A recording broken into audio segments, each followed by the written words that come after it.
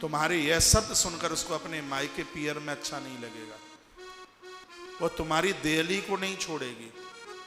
आज देवियां ससुराल छोड़कर मायके चली जाती हैं। क्यों चली जाती हैं? चाणक्य कहते हैं कि उनको ससुराल में सम्मान नहीं मिल पाता, स्नेह नहीं मिल पाता, प्रेम नहीं मिल पाता। उनको तो पराये घर का जीव जंतु की तरह समझा जाता है, दूसरे के घर का समझा जाता है।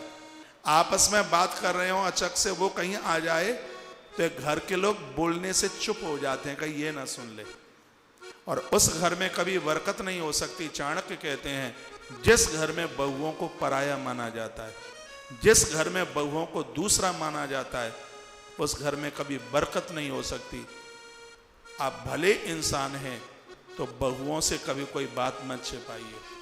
बहुओं को चाहिए अपनी ससुराल की कोई किसी भी प्रकार की कमी जन्म देने वाली माँ को भी ना बताया जाए।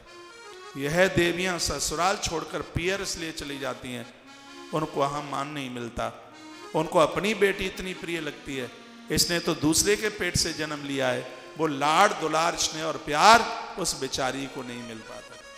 सब एक हो जाते हैं, वो अकेली होती है उस घर में, सब एक हो जाते हैं, उसकी बोलती बंद कर देते हैं, वो फूट फूट करके रोती है, वो अपने माई बाप को कोसती है और उससे वो सहन नहीं होता। नहीं तो अपना घोंसला छोड़ने का मन किसी का नहीं करता। आचार्य चाणक्य का सूत्र है, दोनों एक दूसरे का आदर करें, मान करें। पत्नी जब पति ऑफिस के लिए जाता है, अपने हाथों से बनाए और अपने हाथों से परोसे और ये कहे कि तुम कितनी मेहनत करते हो, बहुत सुबह के जाते हो, रात को देर में आते हो लौट के, आप इतनी मेहनत करते हो, मेरा भी ख्याल रखते हो, बच्चों का भी ख्याल रखते हो। मुझे बड़ा अच्छा लगता है जब तुम माँ बाबू जी का ख्याल रखते हो। और जिस समय तुम अपने सास ससुर की बड़ाई अपने पति के सामने करती हो तो उसको इतनी प्रसन्नता होती है, उसको यह लगता है कि मैं अपनी पत्नी को न जाने क्या ना दे दूं। उस समय वह मन ही मन सोचता है कि मैं गृहिणी तेरा ऋणी हो गया, मैं तेरे ऋण से मुक्त नहीं हो सकता। उसके अंदर से आवाज आती है और उसके वह अंदर की स्नेह भरी आवाज एक नारी को दिन दुना रात्रि के चौगने के रूप में उत्कर्ष कराती है। उसको यह शब्द बोलकर उसका मान करे, उसको प्रोत्साहित करे। और पुरुष को भी चाहिए, जब घर में है उसके पास बैठा है, उसे कहे कि तुम कितनी अच्छी हो, तुम इस परिवार का इतना ध्यान रखती हो, भोर में इतनी जल्दी जागकर बच्चों को नहला धुलाकर उनको खिला पिलाकर स्कूल, फिर माँ बाबू जी का ध्यान रखना, मेरा पूरा ध्यान रखना। सच मानिए ऐसा लगता है कि मेरे घर में साक्षात तुम्हारे रूप में स्वयं लक्ष्मी चल करके आई है। मैं नारायण नहीं हो सकता, लेकिन तुम लक्ष्मी हो। वो फूट फूट करके रो पड़ेगी, उसमें आंख में आंसू होंगे। तुम करवा चौथ में एक दिन की बात कर दो, 8 दिन तक पानी ना पिए। वो स्नेह चाहती है, वो आपसे तो प्रेम के स्नेह के शब्द दो शब्द चाहती है बस, और वो दो शब्द उसको मिल नहीं पाते कहीं से। अपने घर को स्वर्ग बनाइए, सब वैभव आपके घर होगा। ये कमांड में जो 11 सूत्र दिए हैं महात्मा चाणक्य ने, यदि कोई स्त्री पुरुष इन 11 सूत्रों को उतार ले।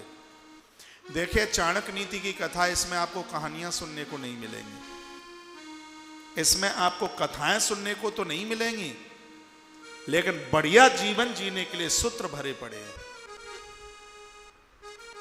जो बेटियां अभी अविवाहित हैं, इसलिए तो कल मैं कह रहा था जब इस कथा को सुने तो पूरा परिवार पास बैठे, सबकी बात कही है महात्मा चाणक्य ने, किसी को छोड़ा नहीं। पति और पत्नी पूरे परिवार के लिए जो 11 सूत्र दिए हैं वो बड़े अद्भुत हैं। एक बार पुनः मैं इसको रिपीट कर रहा हूं। सबसे पहले एक दूसरे को समय दें। वैसे भी हमारे यहाँ 4 पुरुषार्थ हैं, धर्म अर्थ काम और मोक्ष। धर्म का अर्थ है 24 घंटे को 4 भागों में बांटिए। पहला भाग धर्म के लिए, पूजा पाठ के लिए, सेवा के लिए एक भाग। दूसरे नंबर पर है अर्थ, पैसा कमाने के लिए समय का एक भाग। तीसरा है काम, काम मीन्स परिवार के लिए। चौथा है मोक्ष, एक भाग विश्राम के लिए, सोने के लिए। 24 घंटे को 4 भागों में बांटिए। तो परिवार को टाइम देना है, समय देना है। तो एक दूसरे को समय दें। भले ही बेटियां नौकरी करती हैं, भले ही पुरुष लोग कारोबार करते हैं, दोनों एक दूसरे को समय दें। मंदिर संग संग जाइए,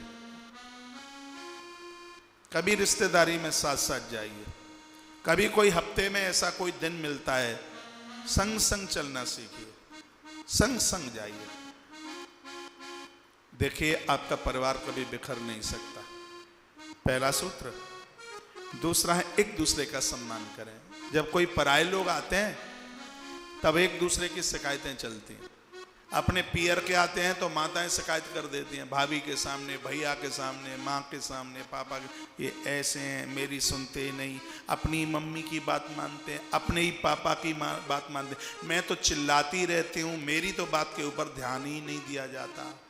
प्राय मेरी बहनें बहुत निपुण हैं इस शिकायत को करने में। और जब आप अपने मायके वालों के सामने उसकी शिकायत करती हो तो उसको अपनी बेइज्जती लगती है, उसको अपना अनादर लगता है। इस कमी में सुधार किया जाए। महात्मा चाणक्य कहते हैं तुम्हारा परिवार बिखरेगा नहीं, तुम्हारा परिवार बस जाएगा। इस कमी को बाहर निकालिए। और यह मर्द लोग भी पत्नी को तब डांटते हैं, कोई मित्र आया है, माँ के सामने, अपने पिता के सामने, अपने कुटुंब खानदान के सामने उसको इतनी डांट लगाते हैं, बेचारी को लज्जित होना पड़ता है, फूट फूट करके रोती है। इसलिए चाणक्य ने कहा कि एक दूसरे का सम्मान करें। समाज में तो जरूरी है। यदि कुछ कहना है अकेले में कह दीजिए, डांट लगाना है अकेले में। और बहुत होते इतने धूर्त होते हैं कि सबके बीच में चोटी पकड़कर मुक्का मारते हैं, पीठ। ऐसा व्यवहार शत्रुओं के सामने भी नहीं किया जाता, जैसा व्यवहार घरवाली के साथ किया जाता है, पत्नी के साथ किया जाता है। ऐसा व्यवहार, इतना ओछा व्यवहार किया जाता है, उसको ऐसी भदेस गालियां दी जाती हैं जो सुनी नहीं जा सकती। इससे मेरे देश की मर्यादा भंग होती है। इसमें एक बहुत बड़े नारित्व का अपमान छिपा हुआ है। ये नहीं होना चाहिए, कभी नहीं होना चाहिए।